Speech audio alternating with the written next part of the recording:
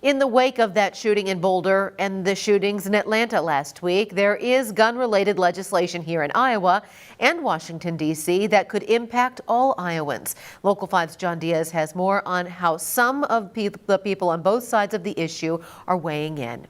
A divisive issue taking center stage. President Biden calling for stronger gun control legislation. We can ban assault weapons and high-capacity magazines.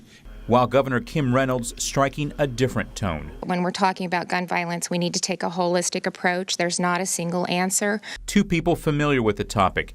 Janet Carl on the Legislative Committee for Iowans for Gun Safety, and Tom Hudson, General Manager of Crossroads Shooting Sports in Johnston. We asked for their take on a bill here in Iowa that would remove the permit requirement to carry a firearm. This bill seems almost to be a solution in search of a problem. Constitutionally, it's a good thing that we're removing the barrier to exercise your right. In Washington, two bills passed through the House would expand background checks for gun purchases. When we look at jurisdictions around the country that have the strictest gun legislation there is, Chicago and Cook County is a good example, is where we actually have some of the highest crime with firearms in the country. So you can't legislate somebody's evil intent. Gun safety legislation, which I think is a good thing, because it's not just a matter of opinion.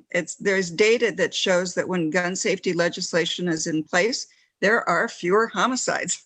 While these two perspectives differ, there seems to be agreement legislation can help. Take time to really learn and become educated, to become informed, to then try to find good, solid pieces of legislation or take action items that would move the needle. We stir around and do a little bit or talk about doing a little bit, and then the incident dies away, so to speak, from our memory, and nothing happens. Now, John, Story County was taking some steps this week that makes getting a permit to carry a firearm a bit easier. Yes, Stephanie, the Sheriff's Office, they're transitioning that process to a web-based app. It's the same system that Polk and Dallas counties use.